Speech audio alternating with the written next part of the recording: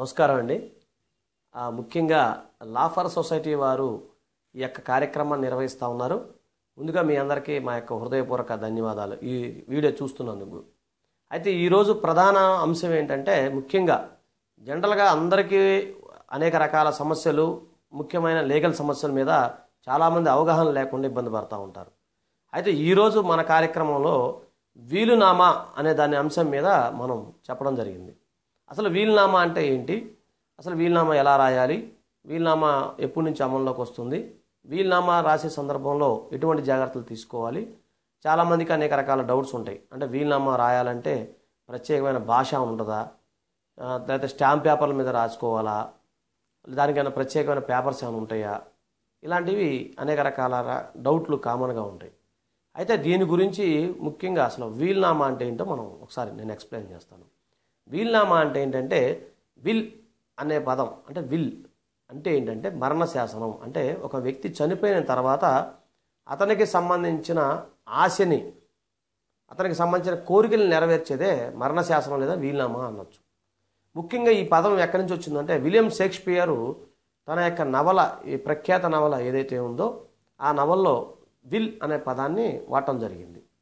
అయితే ఏంటంటే అప్పటి నుంచి ఇది వీలునామాగా, అంటే విల్నల మన భాషలో, తెలుగు భాషలో వచ్చేసరికి వీలునామా వీలునామా వీలునామా అని చెప్పేసి అది రావడం జరిగింది.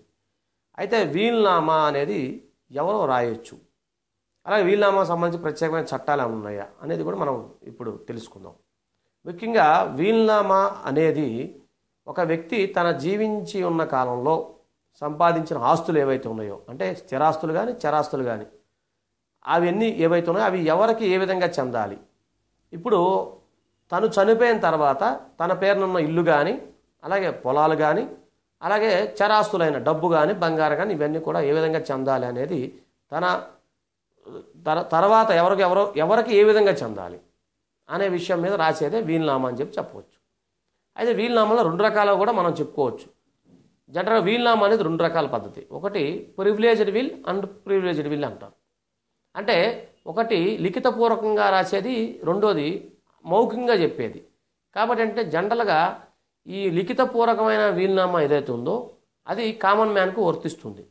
మిగతాది ఆలిఖితంగా ఉండేవి అవి మాత్రం మిలిటరీ వాళ్ళకి మాత్రమే వర్తిస్తుంది.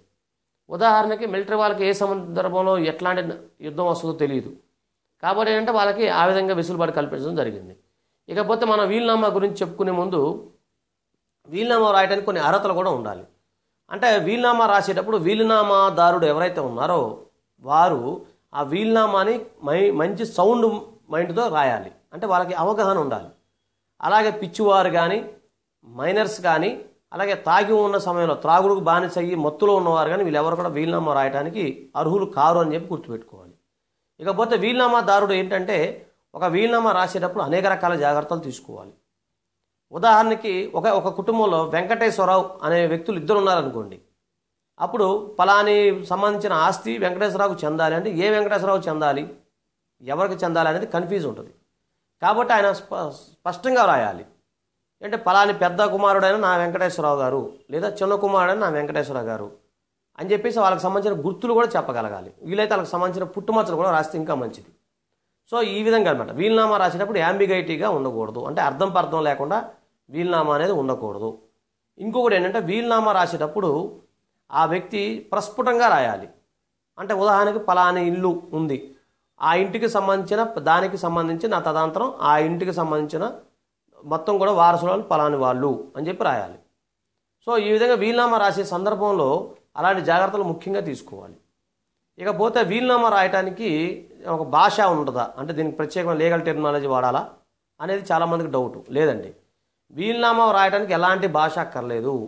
మీకు వచ్చిన భాష, భారత రాజ్యాంగం గుర్తించిన భాషలో ఏదైనా రాయొచ్చు. అంటే తెలుగులో రాయొచ్చు, హిందీలో రాయొచ్చు, తర్వాత ఇంగ్లీష్లో రాయొచ్చు, తమిళ్లో రాయొచ్చు, ఏదైనా సరే అది వాడుకలో ఉన్న భాష అయితే సరిపోతుంది.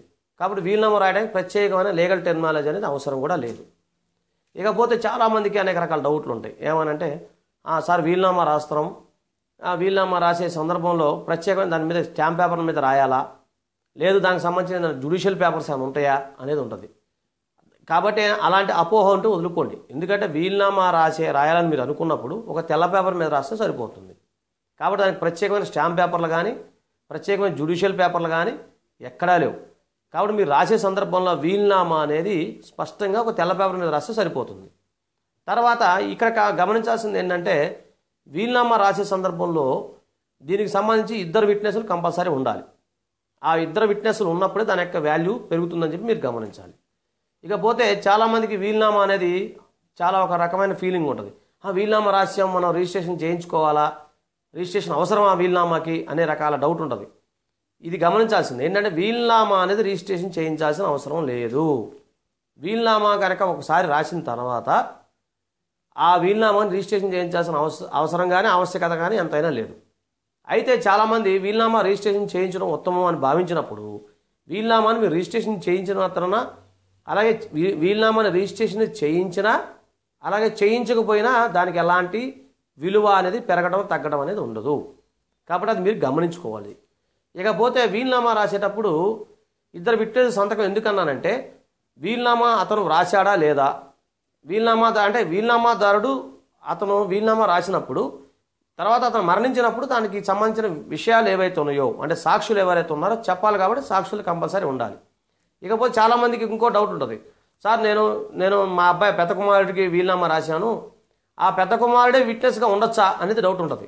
అలా ఉండకూడదండి. అంటే మీరు ఏం చేయండి, బెనిఫిషియర్స్ ఎవరైతే ఉన్నారో, మీ ద్వారా బెనిఫిట్ పొందే వాళ్ళు ఎవరైతే ఉన్నారో వాళ్ళు దీనిలో సాక్షులుగా ఉండకూడదు.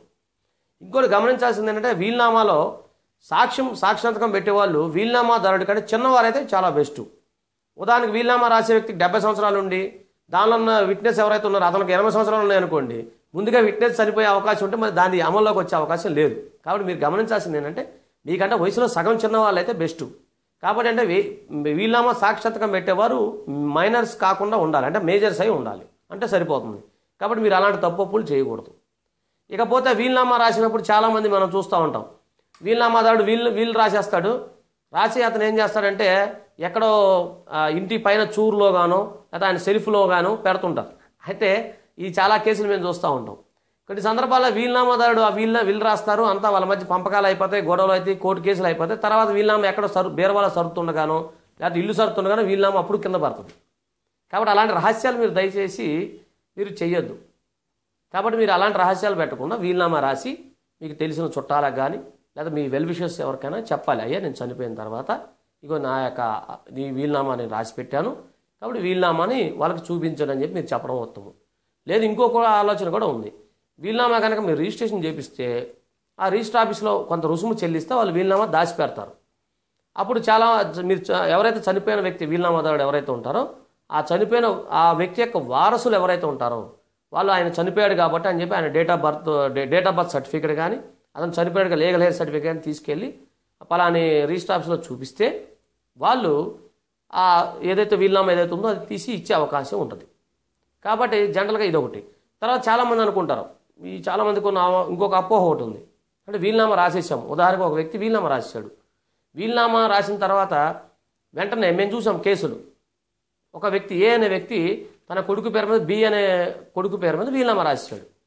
అయితే బి ఏం చేశాడు, నువ్వు వీలునామా రాసేసావు కాబట్టి ఖచ్చితంగా ఆస్తి నాదే అని చెప్పి ఏని బయటికి తరిమేశాడు.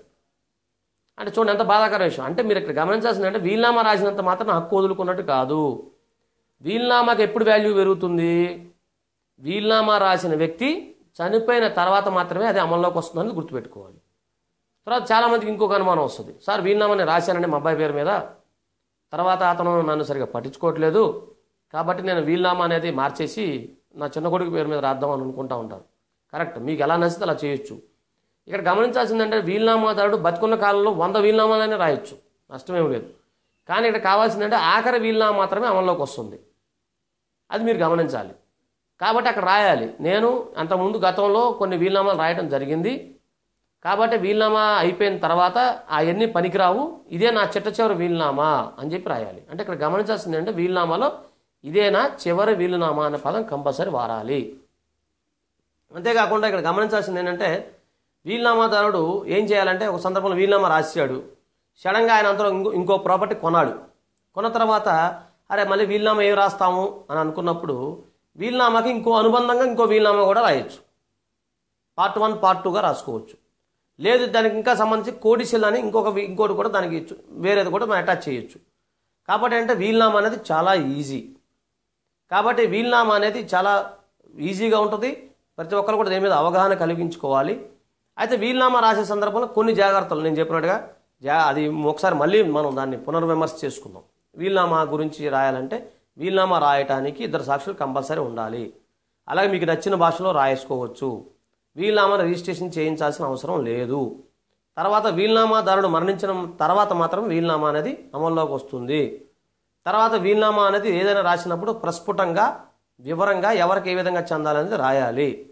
సో ఇవన్నీ రాసిన తర్వాత వీలునామాని మీకు నచ్చిన వ్యక్తికి ఎవరికైనా ఇచ్చి నేను చనిపోయిన తర్వాత ఫలానా నా కొడుకులకి ఇది ఇవ్వచ్చు అని చెప్పి మీరు చెప్తే ఇంకా హ్యాపీగా ఉంటుంది. కాబట్టి దీనిపైన పూర్తిగా అవగాహన కలిగించుకోవాలి.